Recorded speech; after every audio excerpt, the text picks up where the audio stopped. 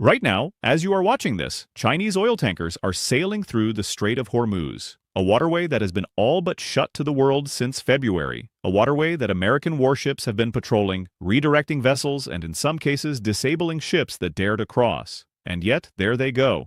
6 Chinese-linked vessels, 5 of them oil tankers, crossing one of the most militarized choke points on the planet on the very eve of Donald Trump sitting down with Xi Jinping in Beijing. Now you might be asking yourself, did someone give them permission? Did someone look the other way? And what does this say about who actually controls the fate of this war, this waterway, and the global economy right now? I have spent considerable time researching the story, and I want to be transparent with you that while I am drawing on verified news reports, documented political events, and expert analysis from credible institutions, some of what you are about to hear involves my interpretation of a situation that is still rapidly evolving. That said, what the facts alone tell us is already staggering. My name is Professor Zhang, and if you leave this video right now, you will miss what I genuinely believe is the most consequential geopolitical moment of 2026. Let us start with the picture. On the 14th of May 2026, Donald Trump arrived in Beijing for a 2-day summit with Chinese President Xi Jinping. It is the first visit by a sitting American president to China in nearly a decade. The world's 2 largest economies, 2 men who have spent years in an economic Cold War sitting across from each other at the Great Hall of the People. Trade deals, tariffs, technology, Taiwan on the table. But hovering over every conversation, over every toast at a state banquet, over every handshake photographed for history is one thing. The Strait of Hormuz and Iran, and a war that has already broken the world's energy markets, split the American-Israeli alliance, and handed Xi Jinping more leverage than he has had over an American president in a generation. To understand how we got here, you have to go back to the 28th of February 2026. That is the day the United States and Israel launched a surprise military campaign against Iran, striking military and government targets and assassinating senior Iranian officials, including Supreme Leader Ali Khamenei. Iran's response was swift and devastating in one particular respect. By the 4th of March, Iranian forces declared the Strait of Hormuz closed. Not a threat, not a warning, closed. And because the strait carries approximately 20% of the world's daily oil supply, some 20 million barrels per day, that declaration sent shockwaves through every financial market on Earth. Crude oil prices surged by over 70% in the 7 weeks that followed. Asian liquefied natural gas prices jumped by 54%. The Dallas Federal Reserve estimated that the closure could lower global real economic output growth by an annualized 2.9 percentage points in the second quarter of 2026 alone. This was not a regional conflict anymore. This was a global economic emergency. And at the center of it all sat China quietly, strategically with 1.44 billion barrels of oil in reserve, enough for roughly 220 days of imports. Beijing had been preparing for exactly this kind of disruption for decades. While the rest of Asia scrambled and panicked, China weathered the storm. Half of China's crude oil imports and nearly 1 to 3 of its liquefied natural gas imports normally transit the Strait of Hormuz. And yet, China was not begging for a solution. China was watching and waiting, because the longer this crisis went on, the more indispensable Beijing became to everyone who wanted it resolved. Now, here is where it gets truly extraordinary. The Chinese vessels that crossed the strait on the eve of the Trump summit. Open-source maritime tracking data confirmed this. They crossed in a waterway where the United States Central Command has redirected 70 commercial vessels and disabled 4 others. In a waterway where on that very same day, a ship was seized off the United Arab Emirates coast by unknown parties and towed toward Iranian waters, and yet the Chinese tankers sailed through. Iran had previously accepted payment in Chinese yuan. Whether those vessels paid a toll to Iran, whether some quiet arrangement was in place, remains unclear, but the symbolism is impossible to ignore. Scott Kennedy, senior advisor at the Center for Strategic and International Studies, put it bluntly. He said, China enters this meeting far more confident than in 2017 when it feared even a small rise in American tariffs.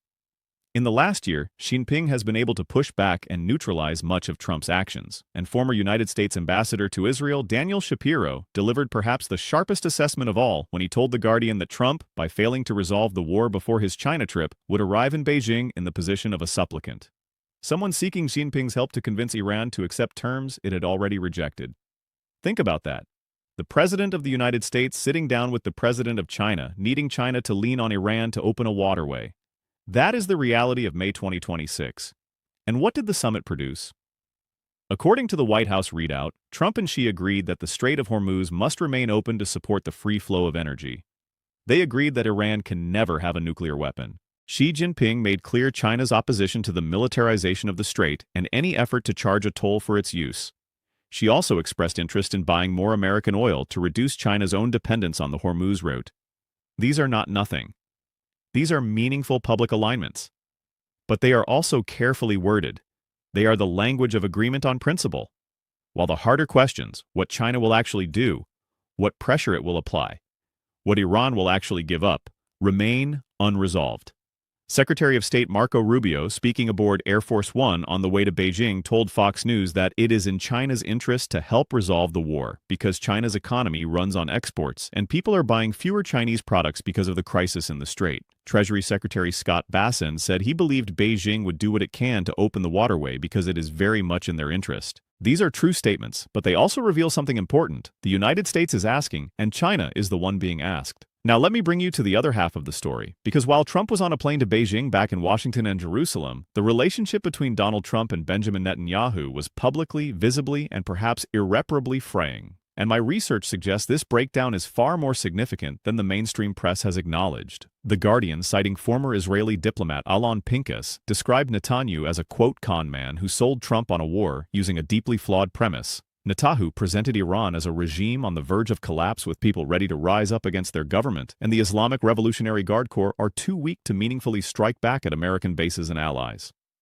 He reportedly used Venezuela as a model, telling Trump that together they could win this war in a matter of days. What they got instead was the closure of the Strait of Hormuz, missile strikes on American bases in the Gulf, a war that has dragged on for months, gas prices rising across the United States, and an economic wound that Trump will have to answer for politically. The crack between the two men became public and impossible to ignore in April when a ceasefire was brokered between the United States and Iran through Pakistan. Netanyahu declared it did not include Lebanon and ordered Israeli strikes to continue there. Trump initially backed Netanyahu's interpretation, and then within days he reversed himself completely. On the 17th of April, Trump posted on Truth Social, Israel would not be bombing Lebanon any longer. They are prohibited from doing so by the United States of America. Enough is enough. According to Axios, Netanyahu was reportedly stunned and alarmed when he learned of this post from the media, not from the White House, from the media. His envoy in Washington, Yaakov Leiter, scrambled to contact the White House for clarification. Senior Israeli officials described the moment as unthinkable under any other American administration. And that was not the only rebuke. When Israel bombed Iran's South Pars natural gas field, Trump told reporters he had told Netanyahu not to do that. On occasion, he will do something. And if I don't like it, we are not doing that anymore. Trump said the public reprimand of a sitting Israeli prime minister by an American president who had been considered Netanyahu's greatest ally in the world was without modern precedent. What happened to the relationship? The experts who spoke to The Guardian and to other credible outlets point to a fundamental divergence of interest that the war exposed. Trump wants a Strait of Hormuz reopened. He wants oil prices to fall. He wants gas prices to fall. He wants to go to Beijing looking like a dealmaker, not a war president. He wants the Iran conflict resolved before the United States congressional midterm elections because a prolonged war and a suffering economy could make him a lame duck. As Arman Mahmoud, a research fellow at the University of South Florida's Global and National Security Institute told Time magazine, for Washington, the priority is stabilization. Calmer oil and gas markets would reduce economic pressure and ease the political burden on Trump, especially given his promise to avoid another major war. Netanyahu wants something entirely different. He laid out 5 conditions for an acceptable resolution before the war began. The removal of all enriched uranium from Iran, the dismantling of all enrichment capabilities, addressing Iran's ballistic missile program, dismantling Iran's entire regional proxy network, and robust nuclear inspections. He told CBS's 60 Minutes just days before Trump's China trip that the war is not over.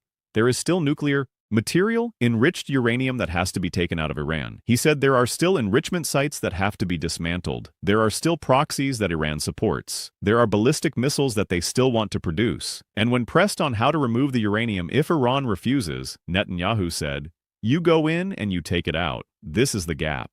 Trump's team has been negotiating with Iran through Pakistani mediators, and the talks have narrowed dramatically in scope. The objectives that began with destroying Iran's entire military capacity have quietly contracted down to questions of uranium enrichment levels and reopening the strait. Israeli officials told CNN they are specifically terrified of an interim deal that reopens the strait and eases economic sanctions on Iran without addressing the nuclear file at all. Because if that deal happens, Iran gets breathing room, its regime stabilizes, it recovers financially, and Netanyahu's 5 conditions are never met. In my assessment, what is happening right now is a slow-motion separation between American and Israeli strategic objectives and is happening at the worst possible moment for Netap politically. He must hold Israeli elections by October. Current polling suggests the war's outcome could finally end his premiership.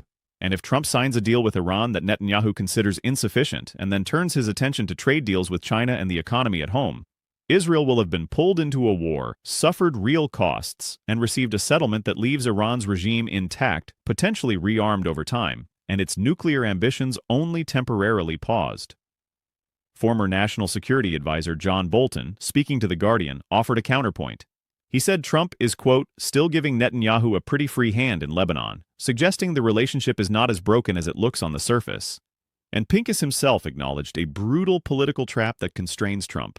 The problem Trump has is that if he lashes out at Netanyahu, if he expresses his disillusionment or desperation, he basically admits he was led into this war. Trump cannot fully break from Netanyahu without admitting that Netanyahu misled him into a conflict that damaged the American economy and killed his promise of keeping the country out of foreign wars. That admission is not coming. So what we get instead is exactly what we are watching. A public fraying, a repositioning, but no clean break. Meanwhile, Iran's strategic calculus has shifted in ways that the regime itself did not fully anticipate. According to Bozer Sharafanim, head of digital news at Iran International, the closure of the strait became Iran's most powerful card, almost by accident. Having watched its missile programs and its regional proxies fail to deter direct military conflict with the United States and Israel, Iran stumbled upon a different form of leverage. The deputy speaker of Iran's parliament reportedly called the Strait of Hormuz Iran's nuclear weapon. And that metaphor is not accidental. Tran is now tying the future security of the entire Islamic Republic to the question of who manages that narrow waterway between Iran and Oman. Which brings us back to China and to those 6 tankers crossing on the eve of the summit. China is the world's single largest buyer of oil transiting the Strait of Hormuz. It was receiving 5.35 million barrels per day through that waterway in early 2025.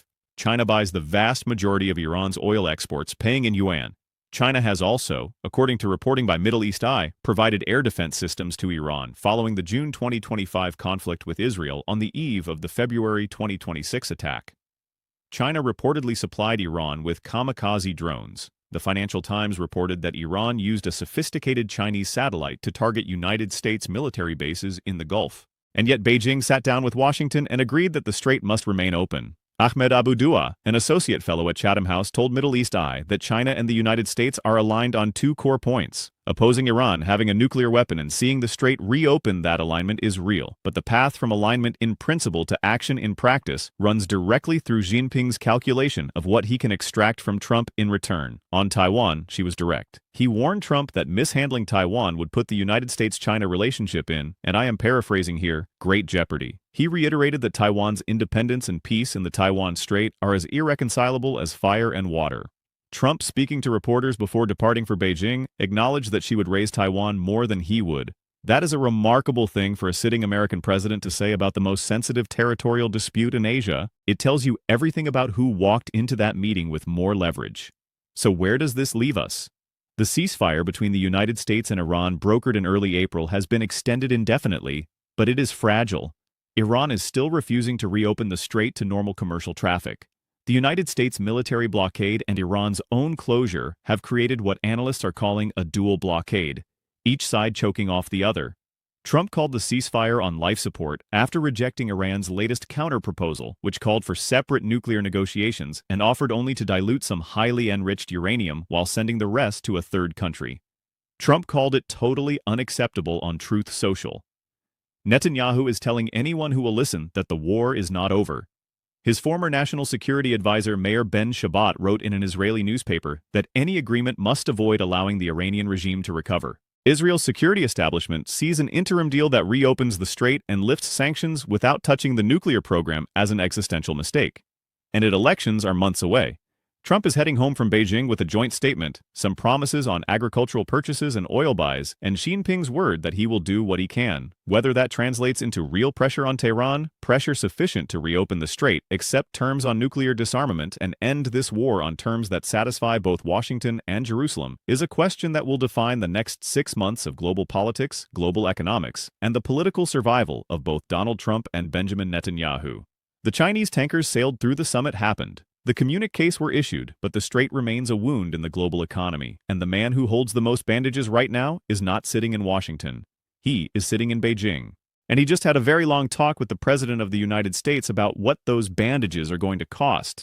If this breakdown between Trump and Netanyahu, this extraordinary diplomatic moment between two rival superpowers, and the fate of the world's most critical waterway matter to you, subscribe to this channel right now. Professor Zhang Official is where you come for analysis that does not flinch from complexity, that follows the facts wherever they lead, and that gives you the full picture when the rest of the world is only showing you fragments. Hit the bell, share this video. The people in your life need to understand what is happening here. A final note, this video is based on verified reporting from Reuters, Al Jazeera, The Guardian, CNN, The Jerusalem Post, Axios, Time Magazine, the Center for Strategic and International Studies, Chatham House, the Columbia University Center on Global Energy Policy, and the Dallas Federal Reserve, among other credible sources. Analysis and interpretations represent my own professional assessments drawn from that reporting and are not predictions. Events in this region are moving fast and the situation continues to evolve.